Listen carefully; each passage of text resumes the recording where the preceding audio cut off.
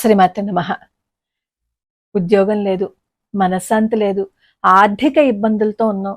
ఇంకా ఎన్ని ప్రయత్నాలు చేసినా మా వల్ల కావటం లేదు. ఎందుకు ఈ జీవితం అనుకుంటూ ఉంటారు. మనం చేసే పొరపాటు అదే. మనకి ఏదైనా కష్టం వచ్చినా, మనకి ఏదైనా ఒక ఉద్యోగం రాకపోయినా ఎందుకు ఈ జీవితం అని చెప్పి ఈ జీవితాన్ని అంతం చేసేసుకోవాలి అని అనుకున్న వాళ్ళే ఈ సమాజంలో ఎక్కువ మంది ఉన్నారు. కానీ కాస్త ధైర్యం తెచ్చుకుని, మనల్ని భగవంతుడు ఊరికనే ఈ భూమి మీదకి పంపించలేదు, ఏదో ఒక కారణం ఉండే ఉంటుంది. మనకి కష్టాలు, ఈ బాధలు ఇవన్నీ మనం గత జన్మలో చేసుకున్న వాటికి మనం ఇప్పుడు అనుభవిస్తున్నాము అని కాస్త ధైర్యం తెచ్చుకుని భగవంతుడి పాదాలు పట్టుకున్నాము అని అనుకోండి, ఆ కష్టం తీరిపోతుంది ఖచ్చితంగా. కాకపోతే మన కర్మ తీరడానికి కొంచెం సమయం పడుతుంది అంతే. తర్వాత మన జీవితం అంతా అద్భుతంగానే ఉంటుంది.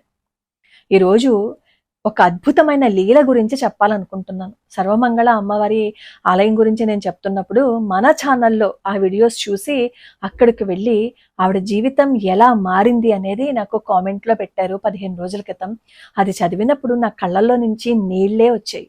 వీడియోలోకి వెళ్లే ముందు ఒక్కసారి మనం కూడా శ్రీ సర్వమంగళాదేవ్యై నమః అని అమ్మవారిని కామెంట్లో స్మరణ చేసుకుని అప్పుడు వీడియోలోకి వెళ్ళిపోదాం. నాకు ఆవిడ రాసిన కామెంట్ ఏంటంటే, అమ్మా నేను చాలా ఉన్నత కుటుంబంలో పుట్టాను, ఆర్థికంగా మాకేమి ఇబ్బందులు లేవు. పెళ్ళైన తర్వాత నా అత్తారింట్లో కూడా ఆర్థికంగా చాలా బాగానే ఉన్నారు, చాలా సంతోషంగా గడిచిపోతుంది మా జీవితం. నాకేమో 2 పిల్లలు, కానీ ఉన్నట్టుండి మా కుటుంబం కుదేలైపోయింది. అసలు ఎంతో ఆర్థికంగా ఉన్నావు, మాకు ఏ సమస్యలు ఉండవు అని అనుకున్న మా జీవితంలో ఇటువంటి ఆర్థిక ఇబ్బందులు వస్తాయని నేను కలలో కూడా ఊహించలేదమ్మా. పెట్టే చెయ్యే తప్ప ఎప్పుడు అడిగిన చెయ్యి కాదు మాది. అలాంటి మా జీవితం అతలాకుతలం అయిపోయింది. అప్పటి వరకు మాతో ఉన్నవాళ్ళు, మాతో మాట్లాడుతున్న వాళ్ళు ఒక్కసారిగా ఇంకా మాతో మాట్లాడడం మానేశారు. గంజి నీళ్లు తాగడానికి కూడా మా దగ్గర ఏమీ లేవు. పిల్లలు మేము ఎన్నో రోజులు పస్తులున్నాము. బాధ వచ్చేస్తుంది. ఎందుకంటే చాలా బాగా బతికిన మేము ఇంత అకస్మాత్తుగా ఇన్ని నష్టాలకి వెళ్ళిపోతే, ఏమీ తాగడానికి తినడానికి కూడా లేకపోతే ఆ బాధ పడిన వాళ్ళకే అర్థమవుతుందమ్మా. సహాయం చేసేవాళ్ళు కూడా ఎవరూ లేరు. చాలా ప్రయత్నించాం. మా వారు కూలి పనులకు కూడా వెళ్ళారు. అది నాకు ఎంత బాధ అనిపించింది అంటే, అసలు ఒక్క 2 నిమిషాలు ఫ్యాన్ లేకపోయినా, ఏసీ లేకపోయినా భరించలేని ఆయన కూలి పనులు చేయడానికి వెళ్ళారు అంటే మా జీవితం ఎంత అట్టడుగుకి వచ్చేసింది ఒక్కసారి ఆలోచించండి అమ్మా. ఎన్నో చేశాను నేను, ఎన్నో పూజలు అవన్నీ చేశాను.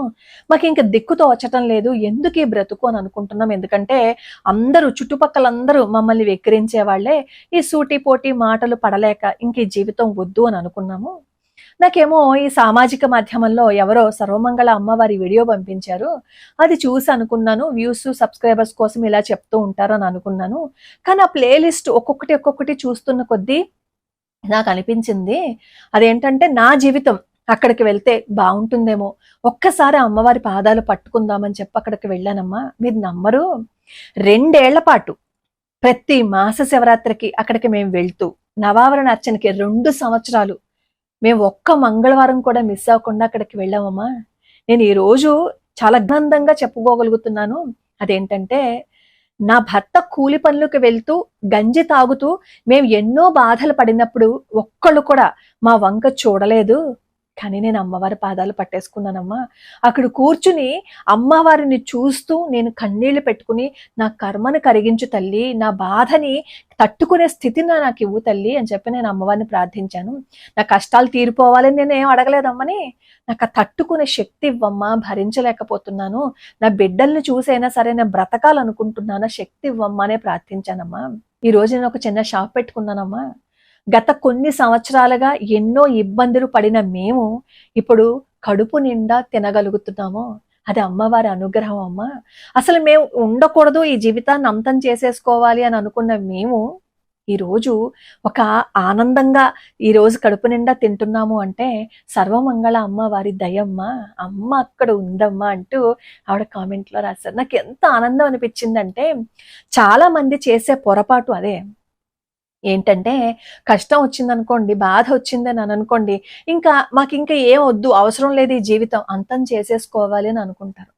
ఒకసారి బహుశా మీ అందరికీ కథ తెలిసే ఉంటుంది, మీరందరూ వినే ఉంటారు. ఒక వ్యక్తి ఆర్థికంగా బాగా చితికిపోయాడు.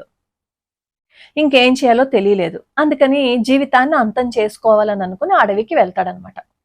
అక్కడ అతనికి ఏమనిపిస్తుందంటే, నేను క్రూర మృగానికి ఆహారం అయిపోయే లోపు దేవుడితో మాట్లాడాలి అని అనుకుంటాడు. సరే, దేవుణ్ణి అడుగుతాడనమాట అక్కడ ఆ అడవిలో, భగవంతుడా ఎక్కడున్నావు, నాకెందుకు ఇన్ని కష్టాలు పెట్టావు, నాకెందుకు ఇన్ని బాధలన్నీ పెట్టావు, నేనేం చేశాను అని చెప్పి అడుగుతాడు. భగవంతుడు ప్రత్యక్షమవుతాడు. అప్పుడు భగవంతుడు అతనికి ఒక కథ చెప్తాడు.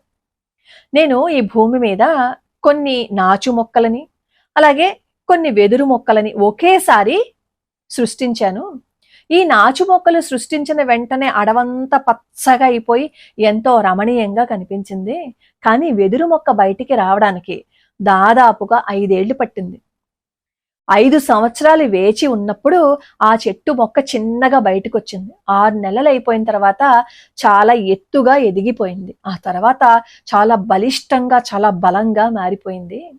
ఈ రెండు కలిస్తేనే కదా ఈ అడవంతా చాలా రమణీయంగా ఉంది. గాలివాన, సుడిగాలి ఇవన్నీ వచ్చాయి అని అనుకో, ఆ చిన్న మొక్కలు, నాచు మొక్కలు ఇట్టే పోతాయి. కానీ వెదురు మొక్క అలాగే దృఢంగా నిలబడి ఉంటుంది. అది మొలవడానికి చాలా సమయం పడుతుంది. ఎందుకు? అది పైకి రావాలి అంటే అది ఒక 20 అడుగులు ఎదగాలి అని అనుకున్న వెదురు మొక్క లోపల అంతకు మించి ఆ చెట్టు నిలబడడానికి ఉన్న శక్తిని, ఆ వేళ్ళని ముందు భూమిలోకి పంపించి ఆ శక్తి అంతటిని సమకూర్చుకున్న తర్వాత బయటికి మొలకలా వస్తుందన్నమాట వెదురు మొక్క. ఆలస్యమైంది వెదురు మొక్క బయటికి రావడం, కానీ ఒక్కసారి బయటికి వచ్చింది అంటే ఏ తుఫాను, ఏ సుడిగాలి, ఏ సునామీ ఆ వెదురు మొక్కని ఏమీ చేయలేవు. నువ్వు కూడా గమనించవలసిన విషయం ఏంటంటే, కష్టాలు, బాధలు అందరికీ వస్తాయి. కానీ అదే సమయంలో మన జీవితాన్ని ఇంకా దృఢంగా చేయడానికి వస్తాయి. నువ్వు ధర్మాన్ని తప్పకుండా సత్యాన్ని పాటిస్తున్నావు కాబట్టే ఈ అడవికి వచ్చినా నువ్వు ఏ క్రూర మృగానికి ఆహారంగా మారిపోలేదు. నువ్వు వెళ్ళు, మళ్ళీ కష్టపడు, నీ జీవితం బాగుంటుంది. జీవితంలో కష్టాలు, సుఖాలు ఉంటాయి. కష్టాలు వచ్చినప్పుడు కృంగిపోయి, సుఖం వచ్చినప్పుడు నాకంటే గొప్పవాడు లేడు అని ఎగిరెగిరి పడ్డం కాదు. రెండింటిని, అంటే కష్టం వచ్చినా సుఖం వచ్చినా రెండింటిని సమానంగా తీసుకుంటూ ధర్మాన్ని పట్టుకో, సత్యాన్నే పలుకు. ఎంత కష్టం వచ్చినా నువ్వు నీతిగా, నిజాయితీగా ఉంటే నీ జీవితం బాగుంటుంది అని చెప్పి భగవంతుడు చెప్తాడు.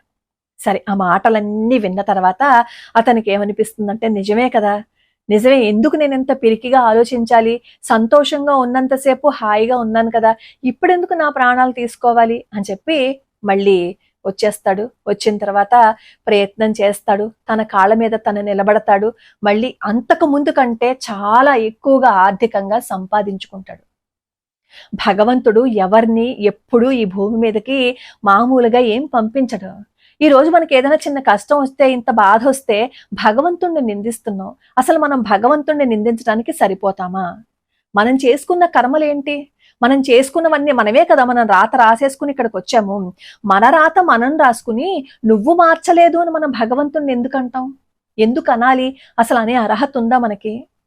భగవంతుడి పాదాలు పట్టుకుని, భగవంతుడా, నేను తెలిసి తెలియక గత జన్మల్లో ఏదైనా చేసి ఉండొచ్చు, నాకు ఇప్పుడు ఈ జన్మలో నాకు అవేం తెలియవు, నన్ను రక్షించు, ఈ బాధలు తట్టుకోలేకపోతున్నానయ్యా అని సర్వస్వ శరణాగతి చేస్తూ భగవంతుడి పాదాలు పట్టుకుంటే ఖచ్చితంగా అమ్మవారి దయ వచ్చి తీరుతుంది. అందులో సందేహమే లేదు. ఇప్పుడు ఆవిడ జీవితంలో ఆవిడ ఏమనుకున్నారు, ఇప్పుడు ఆవిడ జీవితం ఎంత చక్కగా మారింది అంటే, మళ్ళీ కోట్ల రూపాయల ఆస్తి వచ్చేసిందని నేనేం చెప్పట్లేదు, కానీ గంజి నీళ్లు కూడా తాగడానికి లేని పరిస్థితుల్లో ఈ రోజు కడుపు నిండా మళ్ళీ తినగలుగుతున్నారు అంటే ఎవరి వల్ల చెప్పండి? అది అమ్మవారి దయ వల్లే కదా. మనం అనుకుంటాం బాగా డబ్బులున్న వాళ్ళు చాలా సంతోషంగా ఉన్నారు, వాళ్ళకి ఏ కష్టాలు రాలేదు, ఏమీ ఉండవు అని. మీకు తెలుసో తెలీదో, ఒక మైక్రోసాఫ్ట్ CEO సత్య నాదెళ్ల, ఆయన కొడుకు పాపం చిన్నప్పుడు మెదడుకు సంబంధించిన వ్యాధితో పుట్టాడు. చక్రాలు కుర్చీకే పరిమితం అయిపోయారు. కానీ సత్య నాదెళ్ల గారు, ఒకవైపు తనకి కష్టం ఉంది, తనకి బాధ ఉంది, కానీ ఆ కష్టాన్ని చూసి, ఆ బాధను చూసి కుమిలిపోకుండా ఈ రోజు మైక్రోసాఫ్ట్ CEOగా అంతకు మించి ఆయన అందరూ గుర్తింపు తెచ్చుకునే విధంగా మారారు అంటే కష్టాలు వస్తాయి, తప్పదు.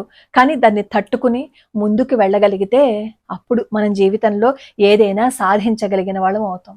సత్యానాదెళ్ల గారి వాళ్ళ అబ్బాయి 26 సంవత్సరాలు వచ్చేసరికి దురదృష్టవశాత్తు చనిపోయారు అనుకోండి. కానీ నేనేం చెప్తున్నానంటే బాధలు, కష్టాలు ఉంటాయి, ఉండవు అని నేను చెప్పటం లేదు. కానీ ముందు నుంచి మనం భగవంతుడి పాదాలు పట్టుకుని ప్రతిరోజు భగవంతుడా, ఈ రోజు నాకు ఇంత చక్కగా గడిచింది, ఇంత చక్కగా తినడానికి తిండి ఇచ్చావు, కడుపు నిండా ఆహారాన్ని ఇచ్చావు, తాగడానికి మంచినీళ్ళు ఇచ్చావు, చూడడానికి చూపునిచ్చావు, వినడానికి చెవులనిచ్చావు, అంతకు మించి చక్కటి ఆరోగ్యాన్ని ఇచ్చావని ప్రతిరోజు పొద్దున్న లేచి ఒక్క 5 నిమిషాలు దీపం పెట్టుకుని ఆయన్ని ప్రార్థించాము అని అనుకోండి, అది కదా కృతజ్ఞత. ఆ కృతజ్ఞత చూపించడం మానేసి పొద్దున్నే దీపం పెట్టాలండి, మా పనులన్నీ అయిపోయిన తర్వాత పెట్టకూడదండి అంటారు. మనం లాస్ట్ ప్రిఫరెన్స్ భగవంతుడికి ఇస్తున్నప్పుడు భగవంతుడు మనకి ఏదైనా చిన్న ఆలస్యం చేస్తే మాత్రం మా కోరిక నెరవేరలేదు అంటామే. మనం ఎవరికి ఇచ్చాం ప్రిఫరెన్స్, దేనికి ఇచ్చాం ప్రిఫరెన్స్, దాన్ని బట్టే మన జీవితం కూడా ఆధారపడి ఉంటుంది.